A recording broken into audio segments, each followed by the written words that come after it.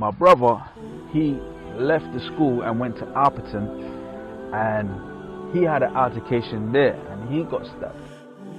And he was stabbed like 5 times in his chest on the last day of school and died right there. Do you get what I'm saying? Assalamu alaikum people, welcome back to another episode of Streets to Deen. Assalamu alaikum akhi. Wa alaikum salam wa barakatuh. What's going on? Alhamdulillah. Introduce yourself please, inshallah. Alhamdulillah, my name is Abu Sadiq, previously known as Masikah, or some people call me Mas, but yeah, Abu Sadiq. Abu Sadiq, yeah. Inshallah. What's your background? My background, I'm born in the UK. My peoples is Caribbean, from like St. Lucia. St. Lucia. Yeah, Caribbean. Okay. Yeah. So tell us a bit about your childhood growing up. What was that like? My childhood was a little bit unstable. You know what I mean? So, I lived. First, I stayed with my mum. My mum raised me as a single parent with my 2 other brothers, and she couldn't handle all 3 of us, and therefore I had to go to a foster home. Yeah, so I stayed in a foster home. For a large portion of my childhood. It was alright there, in fact. To be fair, it was alright. We had the birthdays, the Christmases, and whatnot. And then afterwards, after a few years, then my family on my father's side came to come and get me. Okay. So they got me and then took me to stay with my father's sister, my auntie. And she had 2 sons of her own. Yeah. So there was an older one, and then there was one that was younger, and then there was me. Okay. Yeah. Okay. So how long were you at the foster home for? I was there for a couple of years, man. It was good, man. It was alright. It was an English lady, okay, and she married a Jamaican man. Oh, do you get what I'm saying? There was loads of kids. We used to live in the estate in Griffin Close Estate, Dollis Hill, in northwest London. I had excellent memories of my childhood there. So I spent a lot of my childhood there. I don't really remember much staying with my mum. But all I know is that it wasn't easy living with her. So there I was with about 3 other children in that foster home. And contrary to what people think about foster homes, and that one, the one that I was at was banging. You know what I'm saying? It was banging. Like, I enjoyed myself. I felt safe. You know what I mean? I had my birthdays, Christmases, just it was. I don't have nothing bad to say about. So good memories. Yeah, good memories. Yeah, good memories, okay, man. Yeah. So what about school days? You touched upon primary school. Tell us what you were like in school. Were you into your books? Were you a disruptive kid? I mean, in primary school it was just about football, innit? Okay. Do you get what I'm saying? So that was the focus. It was football all the time. Cartoons, and I'm talking like, what age were you? I'm talking like maybe about 9. Do you get what I'm saying? Yeah. But I had to move when my father's side of the family came to get me, and I stayed with my auntie. Yeah. I moved from Griffin Close Estate to Chalk Hill Estate, so I had to go to Chalk Hill Primary School. Okay. Do you get what I'm saying? Now that's a whole different kind of setup, because it's like 36 huge blocks. Do you get what I'm saying? And the school is like almost in the middle to the back side of the estate. Okay. And there was cool as well, man. Kids, you do weird stuff. You know what I mean? You mess around with your friends and whatnot. You know what I mean? There wasn't really we wasn't really up to no good at that age, man. That age there was like, it was fun. Do you get what I'm saying? It was fun. We used to, when the school was closed, we used to jump over the fence and run on the what you call it, the roof of the school and stuff like that. And it was just like, a buzz. Do you get what I'm saying? Like, you know you're doing something wrong. So it was fun, man. You had your little cold D's on the football pitch and play other schools, and yeah, man, it was cool, man. You know what I mean? It wasn't really no issues that I can remember. Chalk Hill School. Okay. Then after Chalk Hill School, then everyone went to their high schools, innit? And this is where you get to meet other kids from other estates and whatnot, and then people start clicking up and things start changing. Things start changing in high school. Okay. It's all different in high school. Yeah. So talk us through your experiences in high school. You said it changed from primary, so... Yeah, I mean, in high school, it was like, what estate you from? Do you get what I'm saying? What area you from? You know what I mean? And I wasn't shy. I'm from Chalk Hill Estate, Northwest. You know what I mean? And then you'll get some people that were from St. Ras. You get some people that were from Stonebridge. You know what I mean? And people were clicking up. I mean, for me, I've seen people have a hard time in high school. I didn't have a hard time in high school. Yeah. I don't think I had a hard time in high school, like, because I always stood up for myself. Yeah. You know what I mean? I always stood up. So people that was around me, they knew that if they're gonna trouble me, they're gonna have to hold something as well. Yeah. Do you get what I'm saying? And you know, my brother used to go to the same school as me, and he was in a younger year. And yeah, man, there's been a time that I could have probably taken a life, man.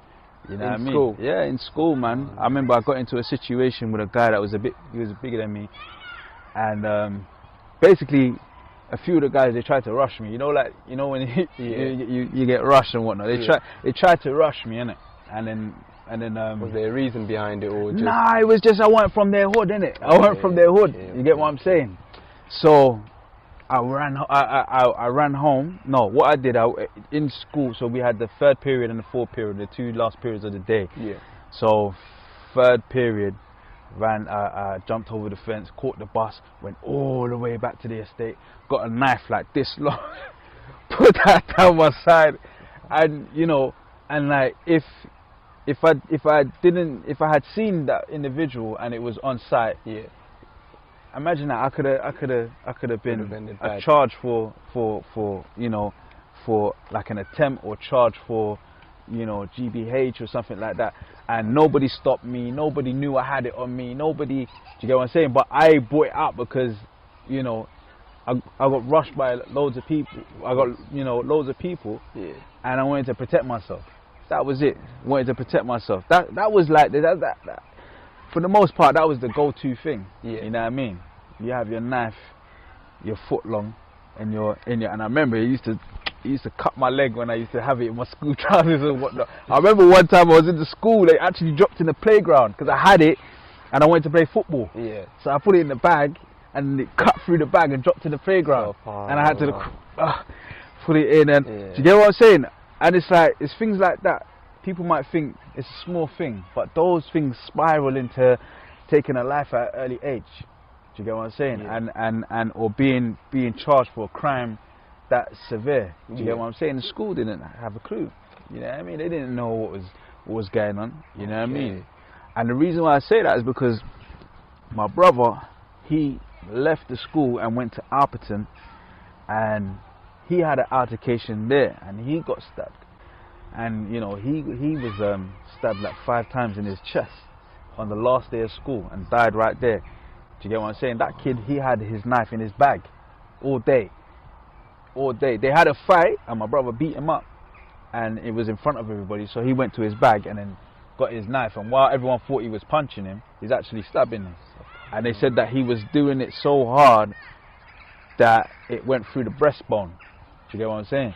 So this is like, I used to see this a lot, like in my estate. I used to see my cousins, one of my cousins, like draw out blade and wet man up, like, you know what I mean, chef man up, and you know, so that was normal to just have. When you see your older cousins, you know what I mean, rolling like that, as far as you're concerned, that's how you roll. Moving to that estate was a little bit rougher than the first estate that I was in. Okay. And that's why you had to kind of build yourself in some type of way, so that you don't get taken for some kind of idiot. You know what I mean? You have to be able to hold your ground like the way everybody else is holding their ground. You know what I mean? Yeah. But that was this is like we're talking like 13 and them ages there. Do you get what I'm saying? 13. 13, yeah, 13, 14, 15, them ages there, man. You know what I mean? Kids were active. So this is in school. Like it sounds like it was hectic in school on a day-to-day basis. What type of stuff did you guys witness or experience outside of school? Tell us about those experiences. I mean, you know, when I left school, the thing is that when I was going to school, I had my own house, my own apartment, when everybody was going home to their parents' house. At the age of 13, 14? No, not at that age. Okay. I was, I'm talking like we're on the way to leaving school, so year 11, sixth form. Oh, 16. I say sixth form. Okay. Yeah, sixth form. In sixth form, I had my own apartment. Do you get what I'm saying? Where everyone's coming to class and whatnot. I had my, and they're going home to their parents, and their parents are cooking food. Yeah. I had my own apartment, so for me to survive, I had to hustle. Do you get what I'm saying? Because I couldn't be in school and work. Yeah. Do you get what I'm saying? You know, so I had to hustle. I had to be on the streets hustling. So I'd hustle on the way to school. I'd hustle on the way back home from school. But that money didn't buy me new clothes and new stuff. Pay the bills. It was paying electric. You know what I mean? Food. Do you get what I'm saying? So whereas some people were coming home. Coming to school and they were wearing like, you know, when you had non-school uniform day or whatnot, they were wearing like Babitos and, you know what I mean, they were going to Pro Beatos and buying clothes and whatnot. Pro Beato was the thing back then. Yeah. You know what I mean, new crepes and everything, you know what I mean, and their parents are buying it for them. Okay. I couldn't enjoy that. Do you get what I'm saying? I had to my money couldn't go on clothes. Yeah. Do you get what I'm saying? On the flyer stuff. My money had to go on survival and, you know what I mean, looking after my flat and stuff like that. You know what I mean? And that's where things started to get problematic because obviously because I needed money and because I know that I'm supposed to be studying and education and everything, you know, I had to you know, I had to do other things, do you get what I'm saying? To be able to generate an income so that I can breathe. Do you get what I'm saying? Because I couldn't breathe out here, I'll be honest with you, man. I couldn't breathe. And the way I was getting money in the blocks and whatnot, and people knew that I was getting money on the blocks. Do you get what I'm saying? And then people would they would plot around my house. They would plot like I wasn't a bad man.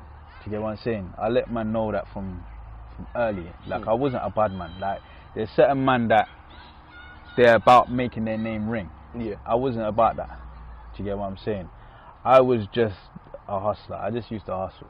Do you get what I'm saying? Yeah. And if there was an opportunity to make money, you know what I mean, whether it's through that means or through robberies or whatnot, yeah, or through them kind of things, I would, you know what I mean, that's what I would engage in, that activity.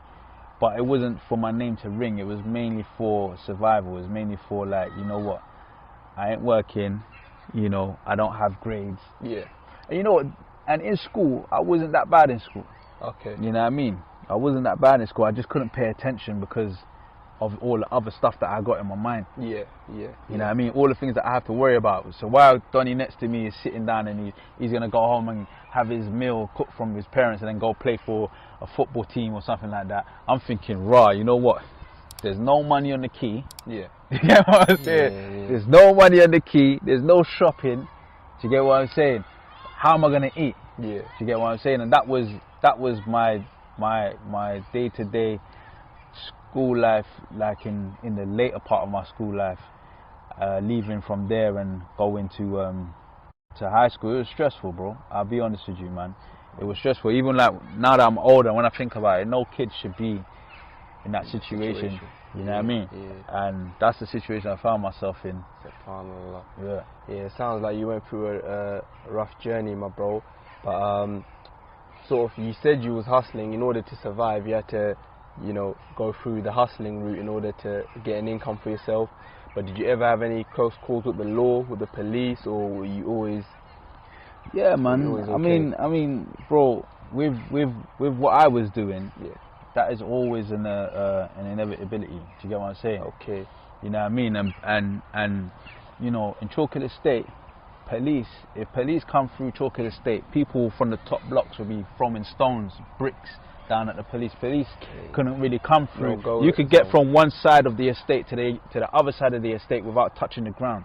Do you get what I'm saying? So people were crime was just it was easy to commit a crime. When you're doing what you're doing, Okay.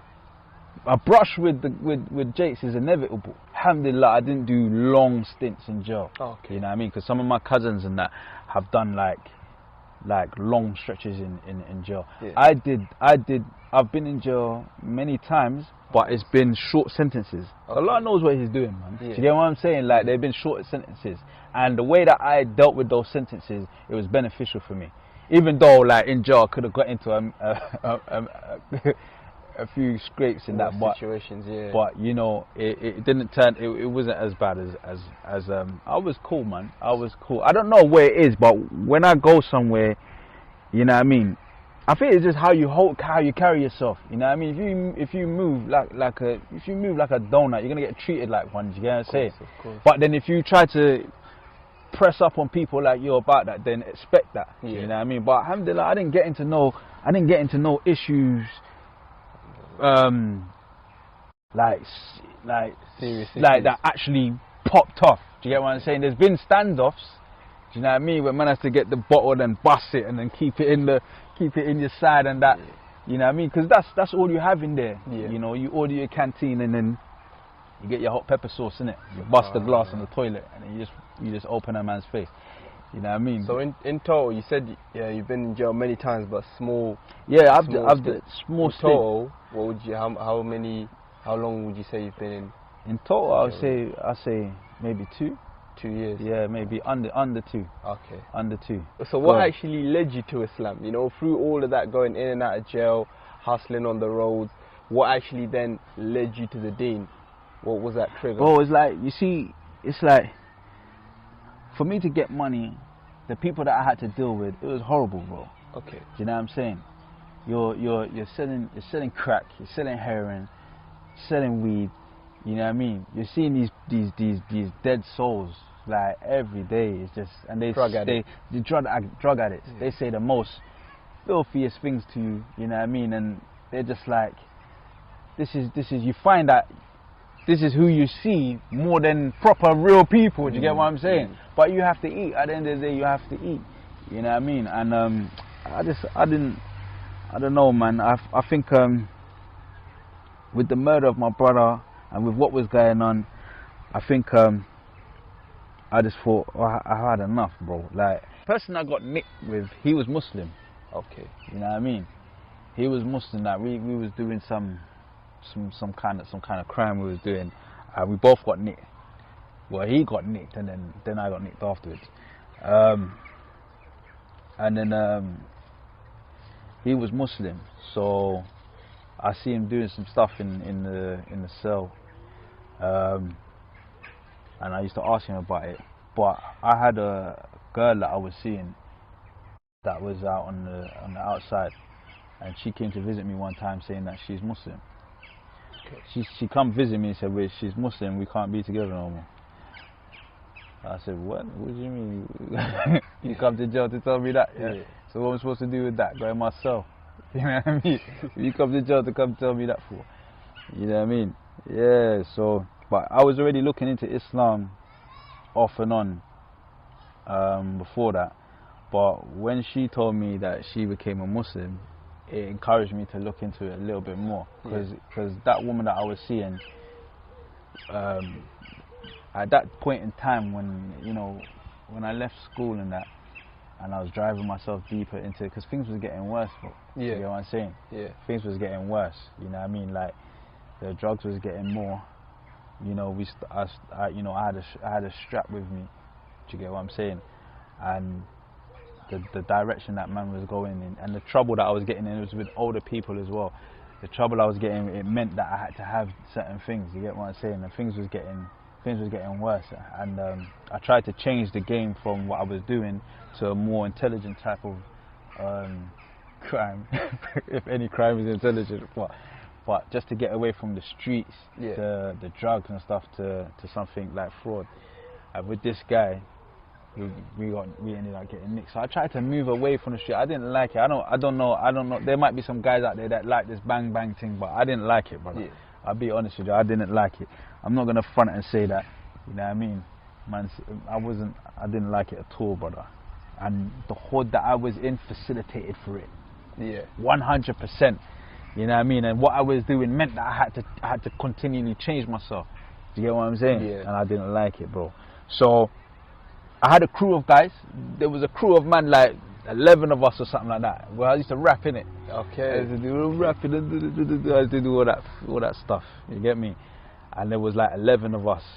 But out of the 11, I was always late for studios. I was always late to make tunes and stuff because I was on the streets. Yeah. Do you get what I'm saying? I'd always come late, come in this whip, that whip, and it was that didn't work out, brother, man. So in jail, I just decided that, you know, let me just try. You know what I mean? Let me just try. And then when I came out, I didn't tell nobody. I didn't even tell my woman. I didn't tell my family. I didn't tell anybody. I came out of the cell with a see-through bag that said HMP, and I went straight to the sauna. I didn't tell them. I went straight from prison to the sauna to get that smell off me and everything. Yeah. And I put on some size as well. You know what I mean? Because I was in there banging weights and that. And I said, you know what? I like this size. I like how things are. And this is me walking. I'm walking into my hood now with my bag. And I'm saying, this is it. I'm going to stop smoking.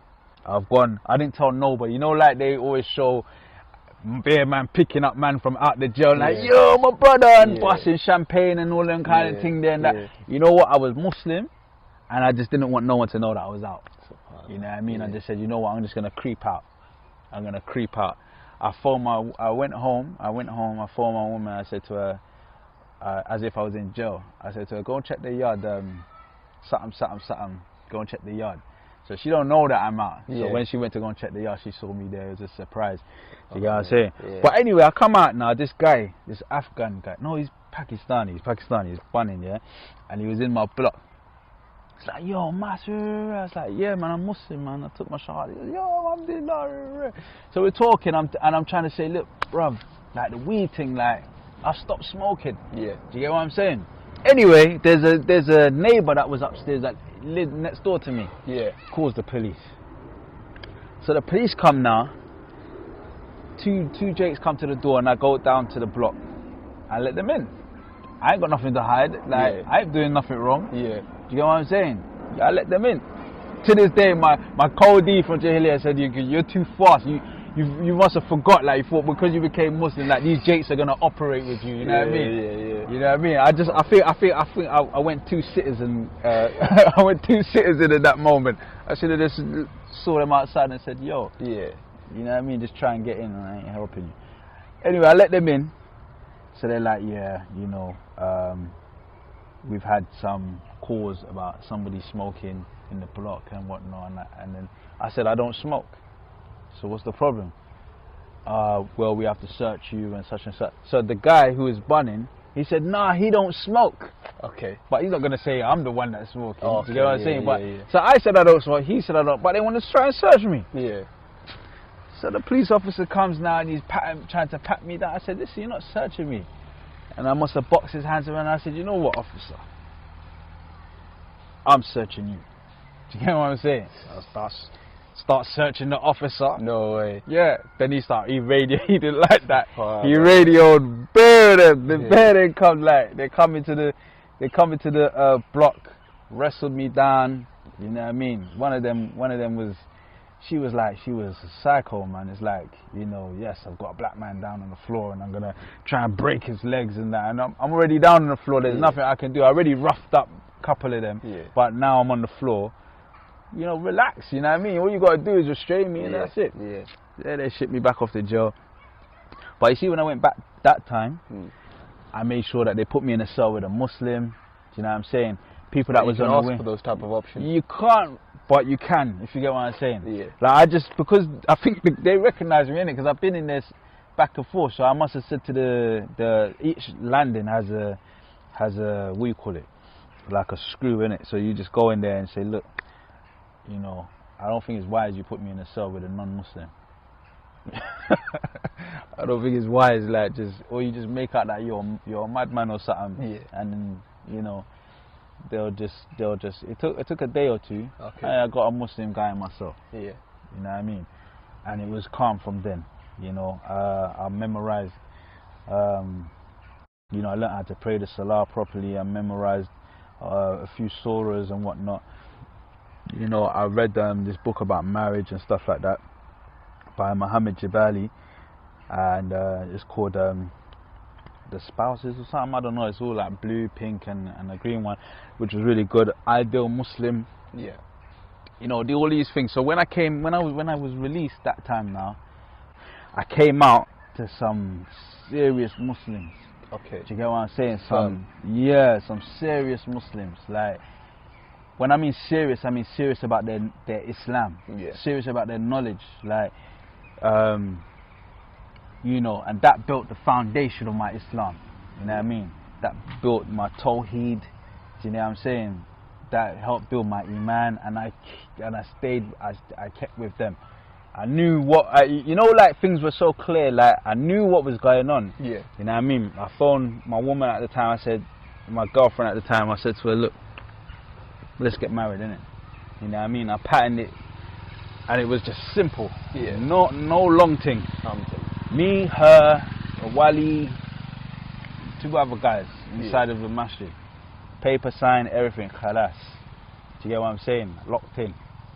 You know? And then I would go see that brother. So that was my pattern. Yeah. You know, I'm married, so when I'm with her, it's halal for me to be with her. Yeah. And then I got these brothers to help build my Islam and the gym. That's it. And that was my pattern for the longest, like, in the beginning stages. So how long you been Muslim for now? It's been years, man. It's been about 15 years, yeah, 15 or 16 years, yeah. Mashallah. 15 years. And what would you say was the hardest thing you had to give up? So, you know, when you, from Jahiliyyah to becoming Muslim, what would you say was one of the hardest things you had to give up? The hardest things I had to give up was probably music. Music. Yeah, music, because the money, I didn't want to deal with these fiends, bruv. It's like seeing these people all the time. It didn't matter how much money I was making, man. It was horrible, brother. It was horrible. Like, women would come with their sons and kids and that, and they're smoking. Women would do what they would offer me. Yeah. You know what I mean? Even the men, bruv. The men, the nitties, Yeah. that are this, what they would Desperate. do, they're desperate. Do you get what I'm saying? And I just, and you know, when you're dealing with these people all the time, it's like you just don't want to be around these people. Like, nah, man. I mean, like, people can say what they want to say in the music and whatnot, Yeah. and they can, you know what I mean? That's their thing. But really and truly, man, you ask a man whose mind is proper about that lifestyle, man, and he'll reject it, man. Even though he's in it, he'll reject it, man. It's nasty, bro. It's nasty, bro. I'll be honest with you, man. People used to give me their cars. Yeah. People used to give me everything just to get fixed. something. Yeah, man. It was. So how did your family take it then? Because you explained obviously. I'm from Caribbean background, man. My family is good, man. Do you get what I'm saying? Like, they're so laid back. Oh, okay. You know what I mean?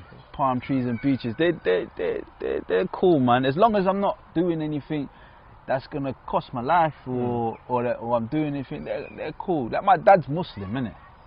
You know what I mean? Yeah, my dad's. But at the time I hadn't seen him practice and whatnot. Yeah. But my other brothers and my brother and sister said, yeah, they used to see him get the towel out and pray. But he's Muslim. Oh, you know what I mean? He's Muslim, but yeah. you know, I didn't really know until after I became Muslim. Okay. You know what I mean? Okay. So my family was alright, man. When I became Muslim and then I got married, you know what I mean? I pretty much just moved away, like, tried to protect myself from those environments, because, bro, I'm telling you, man, it's like when you go in those environments, you have to be fixed up. Do you get what I'm saying? Yeah. You have to be fixed up. On point. Do you get what I'm saying? You have to be fixed up, because there's some people that know you're Muslim, So you can't go there and try and stunt like you're a Muslim, but then be talking some crud. Yeah. You know what I mean? And moving like you're on some crud. Because these guys that are not Muslim, that are out there doing crud, they're not dumb. They know you're Muslim and you're supposed to be on your deen. Yeah. And you're supposed to be, you know, away from all of this kind of stuff. They're not stupid. Yeah. Do you get what I'm saying? Yeah. So, for me, I maintain that I'm on this thing, innit? I'm on this thing as a Muslim, and I maintain that, and I don't try to, you know, move like I'm still about the street. I'm not about. I ain't about that life at all. Yeah. At all. So how would you say that's changed your mindset or your perspective of life? You know, how has Islam basically changed your life? Are you more relaxed now, or you got a purpose? How would you say? Obviously, we've got a purpose, innit? You know, we got a purpose of life, innit? You know what I mean? I would say it's put a lot of things in life in proper perspective, because you've been raised and taught, and you don't know what you're doing is wrong. Yeah. You know what I mean? Like simple things like having a barbecue and your uncle's pouring alcohol all over the barbecue. Yeah. That's normal. Or simple things like you're just going down the stairs and you see your cousin come out of the toilet with some girl. Yeah. He just beat. Yeah. Like that's normal. You know what I mean? Or you see someone come in the house and he's, you know what I mean, he just had an arms house with somebody out on the street. You know what I mean? That's normal. Like all of these things, all of those things is in society is normalized. Yeah. But when you become Muslim, you realize, like, hang on a minute.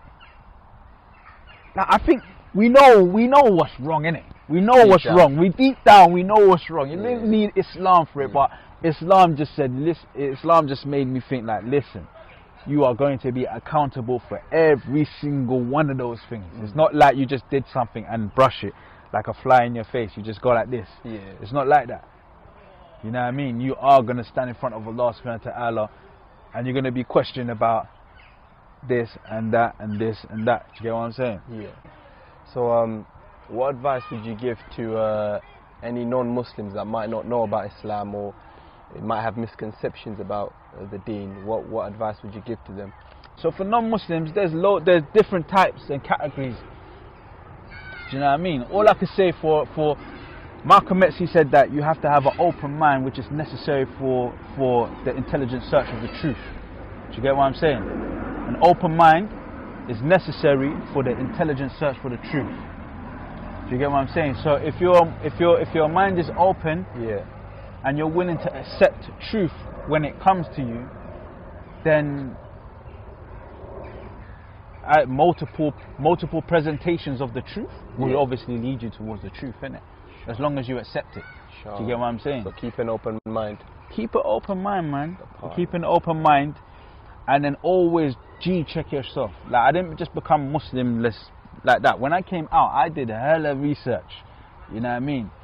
I was watching DVDs, comparative religion videos, all that kind of stuff. That I didn't just become Muslim and say my shahada and that's it. Nah, I did loads of research and whatnot. And each time it was becoming more certain that this was the truth, more certain. So I'll come across something, and then it was truthful. It has to appeal to your intelligence first before you embrace it with your heart. Do you get what I'm saying? Not the other way around. This isn't Christianity. Yeah. Do you get what I'm saying? You have to embrace it with your intelligence first, and then you accept it with your heart. Each time I would approach something that I had a question for, I get the answer, and I accept that that's the truth. Then it's the next step and the next step, and with that builds certainty. So that was my route. Yeah. You know what I mean? Keep an open mind, man. I just say keep an open mind, man. And lastly, my bro, what advice would you give to any Muslim brothers and sisters out there that might be struggling with their deen or struggling to maintain their Islam? You know what? This is what Allah says in the Quran, though. So if you're struggling, know that you're doing what Allah said is in the Quran. Allah said that every one of you will strive until you reach. Do you get what I'm saying? You reach Allah. Do you get what I'm saying? Your life is a striving. Every single day is a striving and a struggle. You know what I mean? All I can say is that never let go of the remembrance of Allah subhanahu wa ta'ala. First and foremost, be in your salah. You know what I mean? Because the thing is that the world will happen to you no matter what. the world will happen to you. You know what I mean? So don't let go of your salah, not for a job, not for an event. Don't let go of your salah, man. And make sincere dua. Like, try not to make your salah where you don't make dua in your salah. Sometimes we get there. You know what I mean? You just pray and you don't make no dua, you just pray. Try to make sincere dua to Allah in your 5 daily salah. And then treat it like the gym, like add little plates on each time. Always add to your ibadah. That's why I love Ramadan, because it gives you that opportunity to add to your ibadah. You know what I mean?